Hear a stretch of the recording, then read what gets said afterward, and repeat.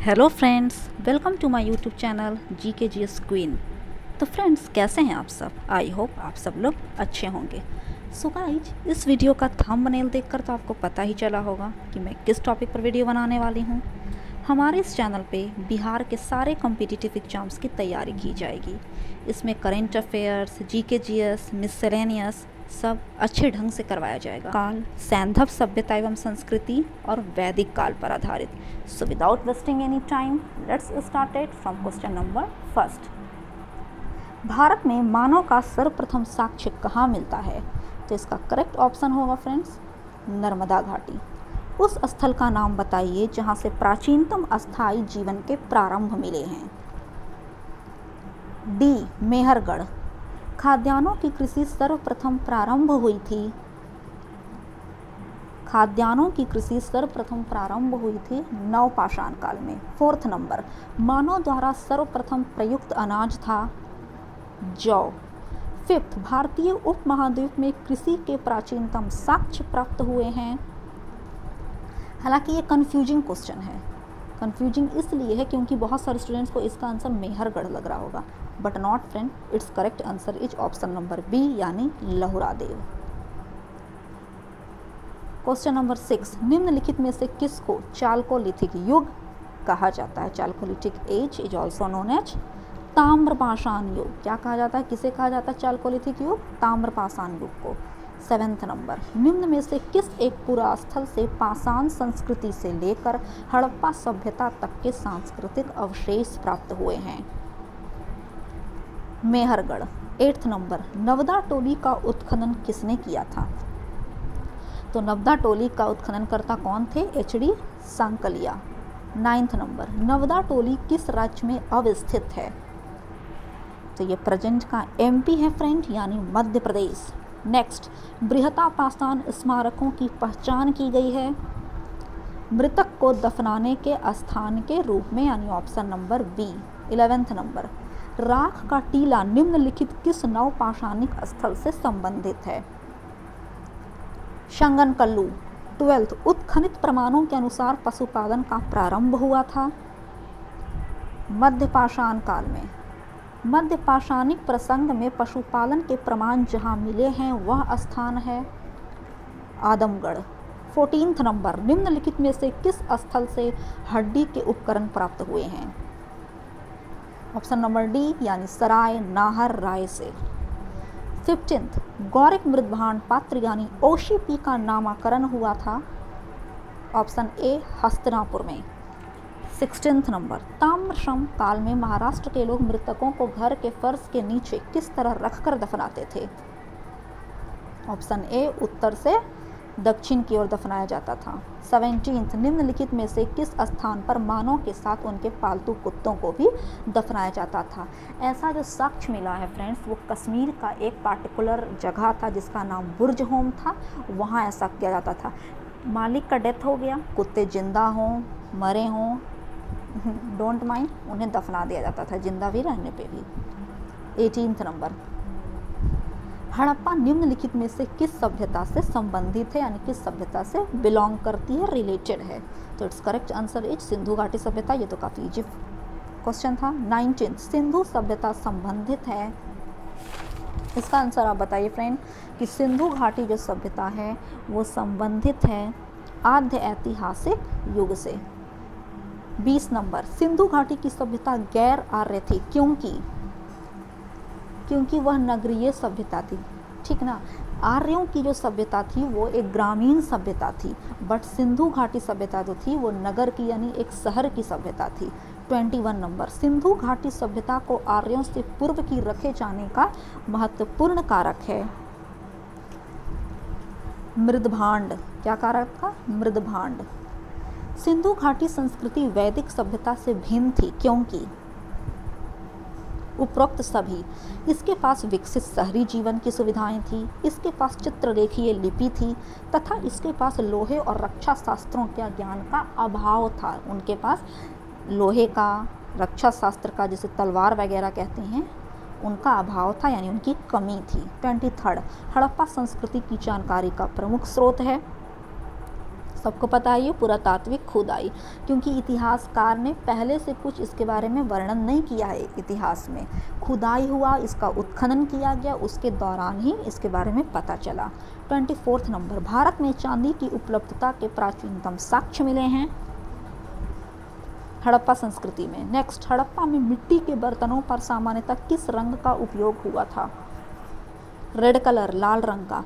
26, मूर्ति पूजा का आरंभ कब से माना जाता है? पूर्व आर्य। पूर्व आर्य कहने का मतलब है आर्य से पहले, क्योंकि आर्य लोग प्रकृति की पूजा करते थे, उनके ज़माने में मूर्ति पूजा वर्जित थी। 27 नंबर, निम्नलिखित पशुओं में से किस एक का हड़प्पा संस्कृति में पाई मुहरों और टेराकोटा कलाकृतियों में निरूपण यानी रिप्रेजेंटेशन नहीं हुआ था? 4 ऑप्शन है फ्रेंड, जिसमें से 3 का हुआ था, जिसमें हाथी, गैंडा तथा बाघ आते हैं, बट गाय का कहीं पर कोई चर्च, कोई रिप्रेजेंटेशन नहीं मिलता है। तो option number A is correct.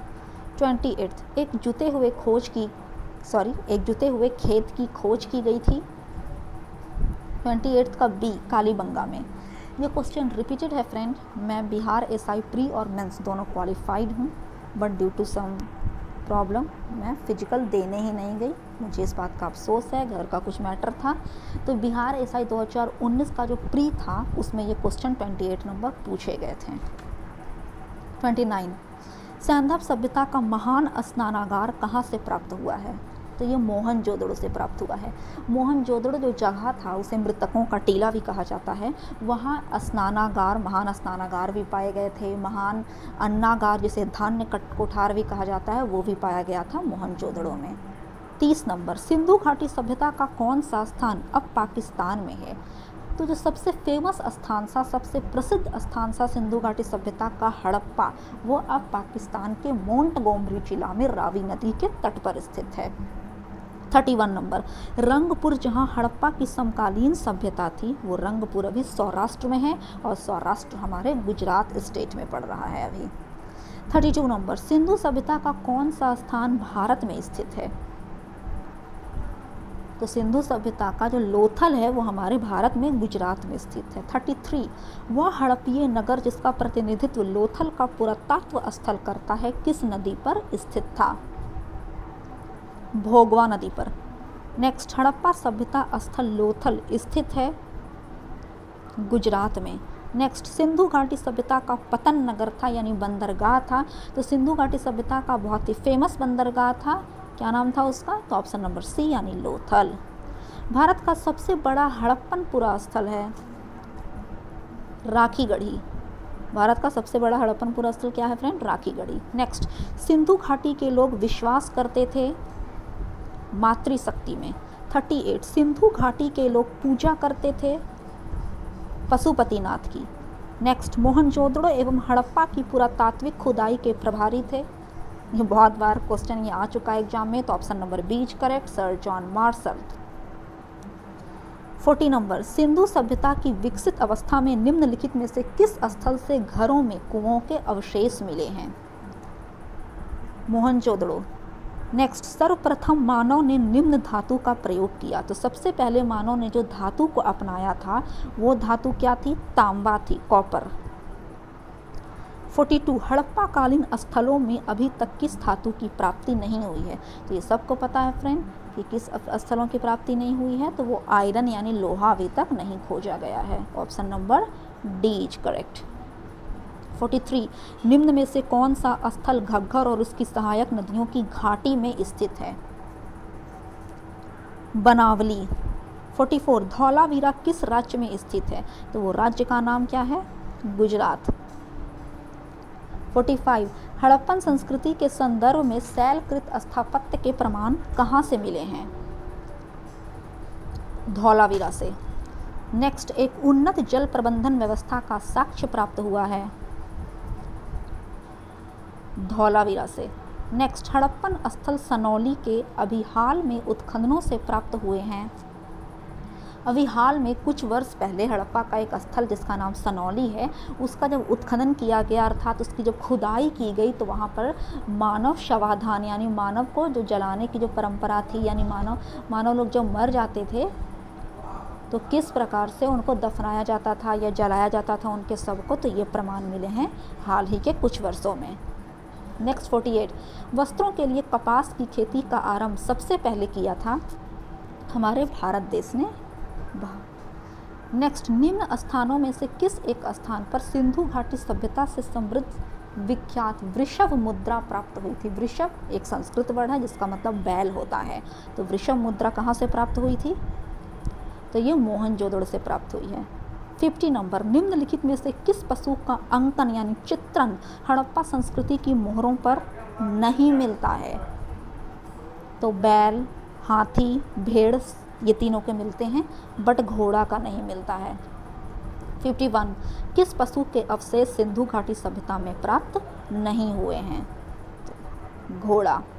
Next, मृग पट्टिका पर उत्तीर्ण सिंह युक्त देवता की कृति प्राप्त हुई है कालीबंगा से। निम्नलिखित में से कौन सी सभ्यता नील नदी के तट पर पनपी यानी विकसित हुई? नील नदी के तट पर, तो ये option number D is correct, यानी मिस्र की सभ्यता। 54, लेखन कला की उचित प्रणाली विकसित करने वाली सर्वप्रथम प्राचीन सभ्यता थी सुमेरिया। उस सभ्यता का नाम था सुमेरिया।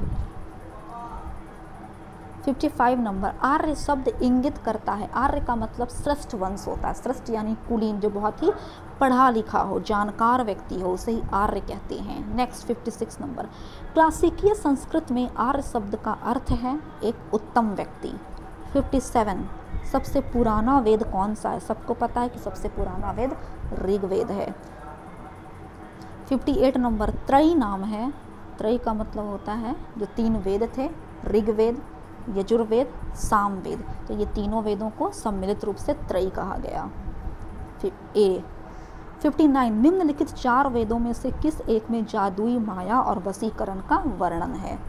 तो जादुई माया और वशीकरण का वर्णन हमें अथर्व वेद में मिलता है। ऋग्वेद में कितनी ऋचाएं हैं? तो ऋग्वेद में कुल 1028 ऋचाएं हैं। ऋग्वेद का कौन सा मंडल पूर्णतः सोम को समर्पित है? ये भी क्वेश्चन बहुत ज़्यादा इंपॉर्टेंट है फ्रेंड्स एग्जाम के पॉइंट ऑफ व्यू से, तो इसका करेक्ट आंसर सी हो जाएगा, नौमा मंडल जो सोम को समर्पित है। नेक्स्ट, यज्ञ संबंधी विधि विधानों का पता चलता है, यज्ञ, कर्मकांड, पूजा पाठ, ये सब का जो पता हमें चलता था वो यजुर्वेद से। किससे फ्रेंड? यजुर्वेद से। नेक्स्ट, निम्नलिखित में से किसका संकलन ऋग्वेद पर आधारित है? सामवेद का संकलन ऋग्वेद पर आधारित है। 64, भारत के किस स्थल की खुदाई से लौह धातु के प्रचलन के प्राचीनतम प्रमाण मिले हैं? Atranji Khera, option number B is correct. उपनिषद पुस्तकें हैं, उपनिषद की जो पुस्तकें होती थी वो किस पर आधारित होती थी? तो वो दर्शन पर आधारित होती थी। 66, निम्नलिखित में से किस एक वैदिक साहित्य में मोक्ष की चर्चा मिलती है? उपनिषद। 67, अध्यात्म ज्ञान के विषय में नचिकेता और यम का संवाद किस उपनिषद में प्राप्त होता है? तो नचिकेता और जो यम का संवाद था वो हमें कठोपनिषद से प्राप्त होता है। 68, उपनिषद काल के राजा अश्वपति शासक थे केकई के। आरंभिक वैदिक साहित्य में सर्वाधिक वर्णित नदी है सिंधु, सबसे बार उसका यूज किया गया है सिंधु नामक वर्ड का। 70 नंबर, वैदिक नदी अस्किनी की पहचान निम्नांकित नदियों में से किस एक के साथ की जाती है? चेनाब। 71, ऋग्वेद में निम्नांकित किन नदियों का उल्लेख अफगानिस्तान के साथ आर्यों के संबंध का सूचक है? कुभा या क्रमरू, कुभा या क्रमू। 72, वैदिक नदी कुभा का स्थान कहाँ निर्धारित होना चाहिए? तो कुभा जो प्रेजेंट टाइम का स्थान है वो हमारे अफगानिस्तान में पड़ता है। 73, निम्नलिखित में से कौन सी वह ब्रह्मा वाहिनी थी जिसने कुछ वेद मंत्रों की रचना की थी? लोपामुद्रा, उसका नाम क्या था? लोपामुद्रा। 74, ऋग्वैदिक काल में निष्क शब्द का प्रयोग एक आभूषण के लिए होता था, किंतु परवर्ती काल में उसका प्रयोग किस अर्थ में हुआ? तो जो ऋग्वैदिक काल थे उसमें एक निष्क आभूषण के तौर पर उसका यूज होता था, लेकिन परवर्ती काल यानी जिसे उत्तर वैदिक काल कहते हैं वहाँ पर निष्क किस प्रकार से यूज होने लगा? तो निष्क एक सिक्का, लोगों ने समझा कि निष्क एक सिक्का है। ऋग्वैदिक काल में निष्क किस अंग का आभूषण था? किस अंग का आभूषण था? गला का। प्राचीन भारत में निशाका से जाने जाते थे स्वर्ण आभूषण। निम्नलिखित अभिलेखों में से कौन सा ईरान से भारत में आर्यों के आने की सूचना देता है? बोगाचकोई, जो अभिलेख थे बोगाचकोई, उससे हम लोगों को पता चलता है कि किस प्रकार से ईरान से जो लोग थे वो भारत आए थे, मध्य एशिया से किस प्रकार लोग भारत आए थे। नेक्स्ट 78 नंबर, जिस ग्रंथ में पुरुष मेध का उल्लेख हुआ है वह ग्रंथ कौन सा था? सतपथ ब्राह्मण, उस ग्रंथ का नाम था सतपथ ब्राह्मण। 79 नंबर, उत्तर वैदिक काल में निम्नलिखित में से किन को आर्य संस्कृति का धुर समझा जाता था? अंग और मगध को। ये दो राज्य थे अंग और मगध, जिन्हें उत्तर वैदिक काल में आर्य संस्कृति का धुर समझा जाता था। नेक्स्ट 80 नंबर की तरफ हम बढ़ रहे हैं। गोत्र शब्द का प्रयोग सर्वप्रथम हुआ था, तो गोत्र शब्द का प्रयोग सबसे पहले ऋग्वेद में ही हुआ था। नेक्स्ट, पूर्व वैदिक आर्यों का धर्म प्रमुखता था प्रकृति पूजा और यज्ञ करना। नेक्स्ट, ऋग्वेद काल में जनता निम्न में से मुख्यतः किसमें विश्वास करती थी? तो इसका आंसर हो जाएगा बलि एवं कर्म कांड में। किसमें विश्वास करती थी? Option number D is correct, बलि एवं कर्म कांड। 83, प्रसिद्ध 10 राजाओं का युद्ध, जिसे दसराग्य युद्ध भी कहा जाता है, किस नदी के तट पर लड़ा गया? तो ये जो दसराग्य युद्ध बहुत ही फेमस युद्ध था इतिहास का, दसराग्य युद्ध, तो ये लड़ा गया था परुशनी नदी के तट पर। किस नदी के तट पर? परुशनी नदी के तट पर। 84, निम्न में से किस नदी को ऋग्वेद में मतोत्मा, देवीत्मा एवं नदीत्मा संबोधित किया गया है? सरस्वती नदी को बहुत ही पवित्र माना गया है। इसका आंसर बी होगा, सरस्वती। 85, उस जनजाति का नाम बतलाइए जो ऋग्वैदिक आर्यों के पंचजन से संबंधित नहीं है। किकट, जबकि यदु, पुरु और तुवर से संबंधित है, बट किकट इन तीनों से हटके है। 86, प्राचीन काल में आर्यों के जीविकोपार्जन का मुख्य साधन था शिकार करना।